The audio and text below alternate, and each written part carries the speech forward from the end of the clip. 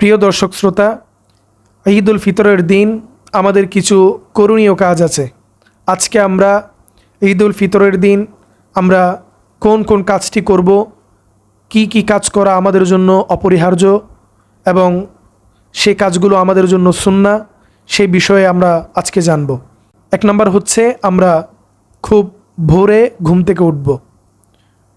2 নম্বর আমরা মিসওয়াক করব, এটা নবীর সুন্নাহ। 3 নম্বর ঈদের নামাজের পূর্বে গোসল করব। 4 নম্বর হলো আমরা ঈদের দিন সুগন্ধি ব্যবহার করব। 5 নম্বর হলো আমরা চোখে সুরমা লাগাবো, এটাও সুন্নাহ। যাদের অভ্যাস আছে সুরমা ব্যবহার করার, আমরা চোখে সুরমা ব্যবহার করব।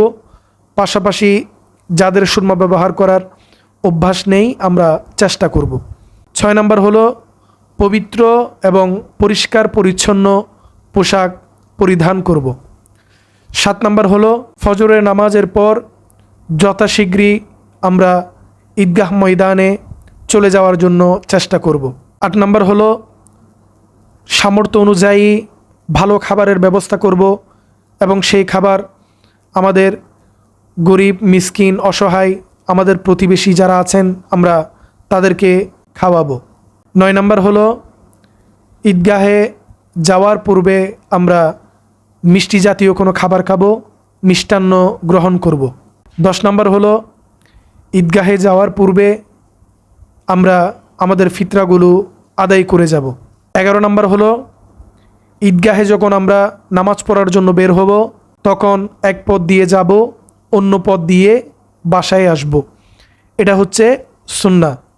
12 নম্বর হচ্ছে আমরা যখন ঈদগাহে যাওয়ার জন্য বের হব আমরা যথাসাধ্য চেষ্টা করব পায়ে হেঁটে ঈদগাহে যাওয়ার জন্য। পায়ে হেঁটে ঈদগাহে যাওয়া এটাও সুন্নাহ। 13 নম্বর হলো ঈদের নামাজ ঈদগাহে আদায় করা। কোনো কারণে যদি ঈদগাহ ময়দানের ব্যবস্থা না থাকে বা কোনো অসুবিধা হয়, কোনো উজর থাকে, ওই অবস্থায় যদি আমরা মসজিদেও ঈদের নামাজ পড়ে নিই তাহলে আমাদের ঈদের নামাজ আদায় হয়ে যাবে। 14 নম্বর হলো ঈদগাহে যাওয়ার সময় নিম্ন স্বরে তাকবীর পাঠ করা। তাকবীর হলো আল্লাহু আকবার, আল্লাহু আকবার, লা ইলাহা ইল্লাল্লাহু, ওয়াল্লাহু আকবার, আল্লাহু আকবার, ওয়ালিল্লাহিল হামদ। 15 নম্বর হলো ঈদগাহে যাওয়ার পূর্বে আমাদের চুল, দাড়ি, গোঁফ এগুলো ঠিকঠাক করে যাওয়া, এগুলো অগোছালো রেখে ঈদগাহে গমন না করা, এটাও নবীজির সুন্নাহ। 16 নম্বর হলো হাতের নখ, পায়ের নখ এগুলো কেটে পরিষ্কার পরিচ্ছন্ন হয়ে যাওয়া, যদি সম্ভব হয় আরও আগে থেকে কেটে প্রস্তুতি নিয়ে রাখা।